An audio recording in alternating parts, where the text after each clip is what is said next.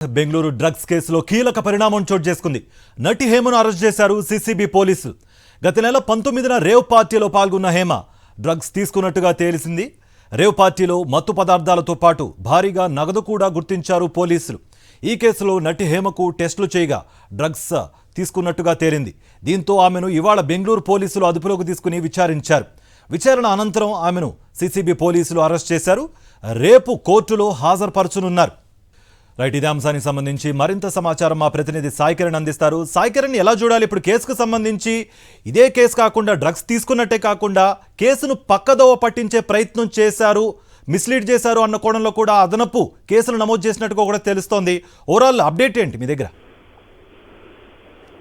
కార్తిక్, బెంగళూరులో మే 19న రాత్రి జరిగినటువంటి రేవ్ పార్టీలో సినీ నటి హేమ డ్రగ్స్ తీసుకున్నట్టుగా కూడా గుర్తించారు. ఆ తర్వాత హేమకు 2 సార్లు నోటీసులు ఇవ్వగా కూడా తను బెంగళూరు క్రైమ్ బ్రాంచ్ పోలీసులు ఎదుట హాజరు కాలేదు. వివిధ కారణాలు చెప్పారు. కానీ 3వ నోటీసుకు స్పందించి ఖచ్చితంగా వెళ్లాల్సి వచ్చింది. సో వెళ్లిన తర్వాత బెంగళూరు పోలీసులు నటి హేమను విచారించిన అనంతరం హేమను అయితే అరెస్ట్ చేశారు. ప్రస్తుతానికి ఆమెను వైద్య పరీక్షల కోసం తరలిస్తున్నారు. ఆ బెంగళూరు రేవ్ పార్టీలో ముఖ్యంగా 210 మంది పైగా కూడా పాల్గొన్నారు. అందులో టాలీవుడ్ సంబంధించినటువంటి నటీనటులు కూడా ఉన్నారు. అందులో ముఖ్యంగా సినీ నటి హేమన్ అయితే ఆ రోజు పార్టీలో పాల్గొన్న అనంతరం పక్కనే అదే ఫామ్ హౌస్ లో పక్కనే వచ్చి ఒక వీడియో చేస్తూ కూడా నేను ఎక్కడికి వెళ్ళలేదు, హైదరాబాద్ లోనే ఉన్నానంటూ కూడా అటు పోలీసులను అందరినీ మీడియాను తప్పుదోవ పట్టించినటువంటి పరిస్థితిని కూడా చూసాం. అక్కడ డ్రగ్స్ తీసుకున్నటువంటి దానికే కాదు, పోలీసుల అదుపులో ఉంటూ పోలీసుల కస్టడీలో ఉన్నటువంటి సమయంలో ఆ విధంగా పక్కడికే వచ్చి ఆ విధంగా వీడియో చేయడం పైన మిస్లీడ్ చేయడం దాని మీద కూడా కేసు నమోదు చేశారు. ముఖ్యంగా హేమ ఆ పార్టీకి వెళ్ళినటువంటి పరిస్థితుల పైన తనకు ఉన్నటువంటి కాంటాక్ట్ వీటన్నిటిపైన కూడా ఎప్పుడెప్పుడు తరచుగా రేవ్ పార్టీలకు అటెండ్ అవుతుంటారా, అలాగే తన నుండి కూడా ఇంకా డ్రగ్స్ పెడ్లర్స్ ఎవరు, ఇవన్నింటినీ కూడా సమాచారం అయితే సేకరించారు బెంగళూరు పోలీసులు. సేకరించిన అనంతరం కాసేపటి క్రితం మాత్రం తనని వైద్య పరీక్షల కోసం పంపించారు. మరి అరెస్ట్ చేశారు. మరి హేమకు బెయిల్ దక్కుతుందా లేకపోతే జైలు తరలిస్తారనేటువంటి చూడాల్సి ఉంది.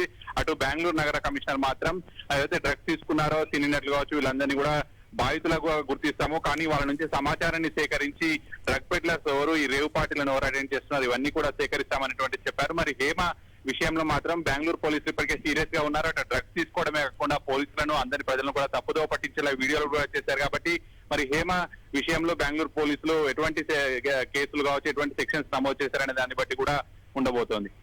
అంటే సాయి కిరణ్, ఆల్రెడీ ఇప్పుడు డ్రగ్స్ తీసుకున్నట్టుగా పాజిటివ్ వచ్చిన నేపథ్యంలో మరి హేమపై ఎలాంటి చర్యలు తీసుకునే అవకాశం ఉంది? మరికొంతమంది సెలబ్రిటీలు కూడా ఇందులో ఇన్వాల్వ్ అయి ఉన్నారు, వాళ్ళ పేర్లు ఇప్పటివరకు రాలేదు అన్న ఒక టాక్ కూడా వినిపిస్తోంది. వాళ్ళ పేర్లు ఏమన్నా బయటకు వచ్చే అవకాశం ఉందా ఈ నిర్వాహకుల ద్వారా తెలుసుకుని? ఖచ్చితంగా మే 19న బెంగళూరులోని ఎలక్ట్రానిక్ సిటీలో వాసు బర్త్డే పార్టీ పేరుతో లంకలపల్లి వాసు నిర్వహించినటువంటి పార్టీకి దాదాపు 210 మంది వెళ్లారు.